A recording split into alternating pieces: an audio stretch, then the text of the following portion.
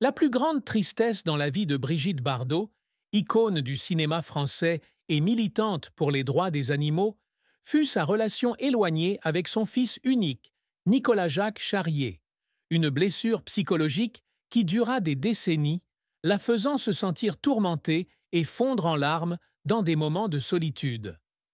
Née le 28 septembre 1934 à Paris, Brigitte grandit dans une famille bourgeoise, avec son père Louis, ingénieur industriel, et sa mère Anne-Marie, qui l'encourage à étudier le ballet. Depuis son enfance, elle rêvait de devenir ballerine, mais le destin l'a amenée sur grand écran et sous les feux de la rampe. Cependant, la joie de la célébrité ne peut masquer la douleur lorsqu'elle tombe enceinte de Nicolas en 1959, pendant son mariage avec l'acteur Jacques Charrier. Elle a écrit dans ses mémoires qu'elle considérait sa grossesse comme une tumeur et que son sentiment de manque de préparation à la maternité l'avait conduite au désespoir, au point de tenter de provoquer une fausse couche. Lorsque Nicolas est né le 11 janvier 1960, elle était entourée de paparazzi et accoucha à la maison dans le chaos.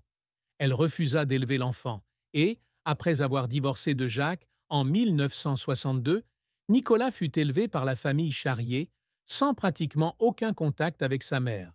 Elle a pleuré de longues nuits à la Villa La Madrague à Saint-Tropez, sentant qu'elle avait échoué en tant que mère. Bien qu'elle ait tenté plus tard de se réconcilier avec Nicolas en 1992 avec les encouragements de son mari Bernard Dormal, la relation est restée tendue. Dans une interview de 1996, elle a admis avoir pleuré en pensant à Nicolas, qui vit désormais en Norvège avec sa femme et ses deux filles, Anna et Théa, mais elle n'a jamais rencontré ses petits-enfants.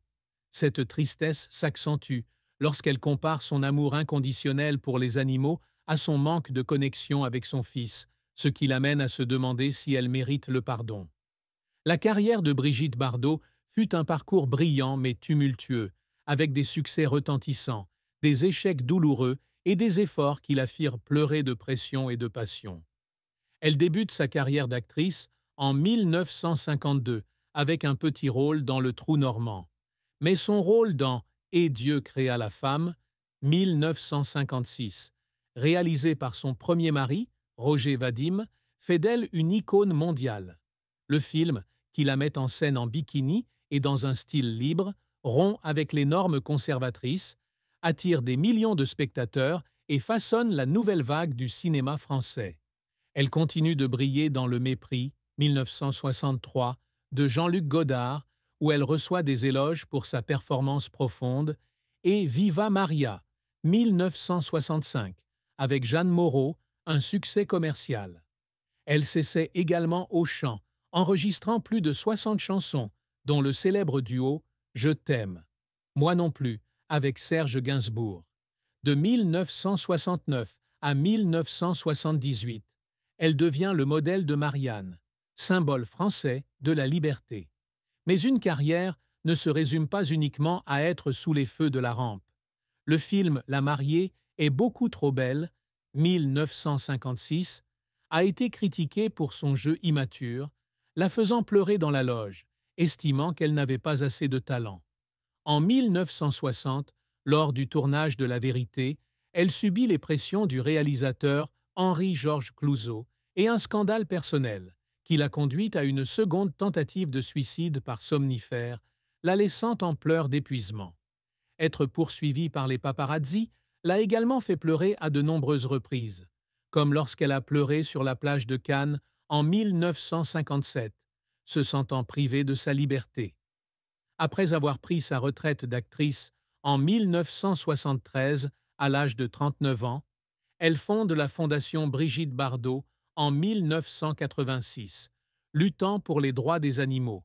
Une nouvelle carrière pleine de sens, mais pleine de défis. Elle a pleuré en 1996 lors de sa campagne pour interdire la coupe de la queue des chevaux, face à l'opposition de l'industrie agricole. Malgré les critiques pour ses opinions politiques, elle a persévéré et ses larmes dans les coulisses témoignent de son dévouement au cinéma et aux animaux. La triste fin de la vie de Brigitte Bardot fut l'isolement et la santé déclinante à l'âge de 90 ans, alors qu'elle vivait recluse à la Madrague, isolée par les controverses politiques et les douleurs du passé. En 2023, elle a été hospitalisée pour des difficultés respiratoires, un événement qui a suscité l'inquiétude du public quant à la santé de l'ancienne icône. En 2025, elle avait largement disparu de la vue du public, vivant avec des dizaines d'animaux sauvés, mais son sentiment de solitude devenait de plus en plus prononcé. Elle a pleuré en lisant des articles la critiquant pour son soutien au parti Front National, aujourd'hui Rassemblement National, et ses déclarations controversées sur l'immigration et l'islam, ce qui lui a valu 6 amendes pour incitation à la haine raciale, la plus élevée étant de 15 000 € en 2008.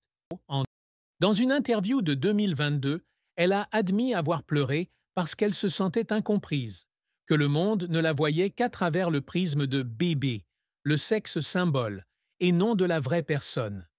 La séparation d'avec Nicolas et ses petits-enfants l'a rendue encore plus triste, alors qu'elle pleurait dans les soirées tranquilles, serrant dans ses bras son chien de sauvetage et se souvenant des jours de liberté à Saint-Tropez. Ses rares amis restants, comme sa sœur Mijanou, disent qu'elle vivait comme une prisonnière d'elle-même, emprisonnée par sa réputation et ses choix passés. Même avec Bernard à ses côtés, elle avait le sentiment d'avoir perdu une grande partie du monde qui l'avait aimée. Une triste fin pour une star qui avait autrefois été un symbole de liberté et de passion. L'amour et les mariages de Brigitte Bardot sont une série d'histoires pleines de passion, de chagrin et de profonde tristesse, avec 4 mariages et plus de 100 histoires d'amour, mais aussi pleines de cicatrices psychologiques. Elle se marie une première fois en 1952 à l'âge de 18 ans avec le réalisateur Roger Vadim, qui fait d'elle une star dans « Et Dieu créa la femme ». Le mariage, qui a duré 5 ans, s'est effondré lorsqu'elle a eu une liaison avec Jean-Louis Trintignant, la laissant en pleurs de culpabilité. Un second mariage avec Jacques Charrier en 1959, après une rencontre sur le tournage de Babette, S'en va en guerre, lui apporte une joie brève, mais tourne vite au cauchemar. Elle pleurait alors qu'elle était enceinte de Nicolas, se sentant emprisonnée par son corps, et le mariage prit fin en 1962 après une liaison avec Glenn Ford. Son 3e mariage avec le millionnaire allemand Günther Sachs, de 1966 à 1969, fut une affaire extravagante, au cours de laquelle il la couvrait de roses depuis des hélicoptères, mais elle pleura lorsqu'elle découvrit son infidélité, ce qui conduisit au divorce.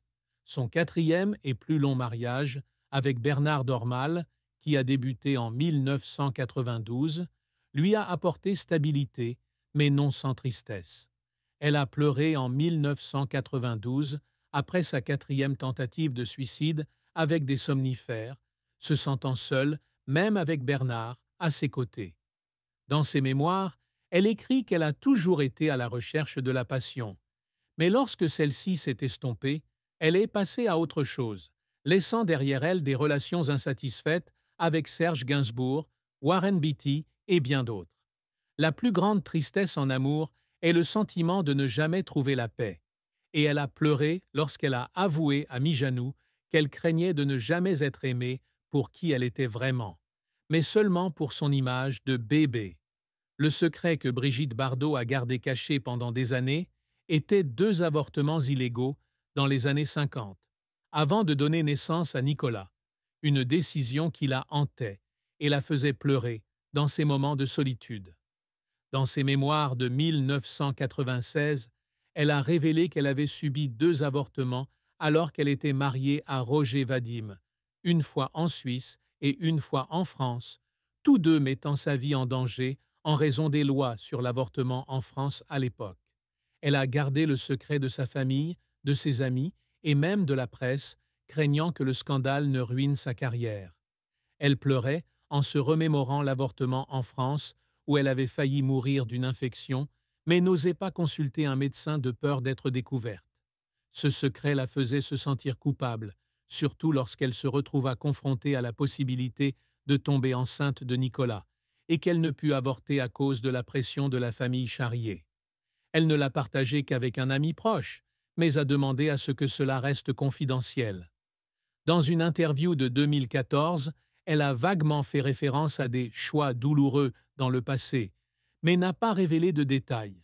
Ce secret a façonné sa tristesse à l'égard de la maternité, et elle a pleuré en écrivant dans ses mémoires qu'elle souhaitait pouvoir revenir en arrière et choisir un chemin différent.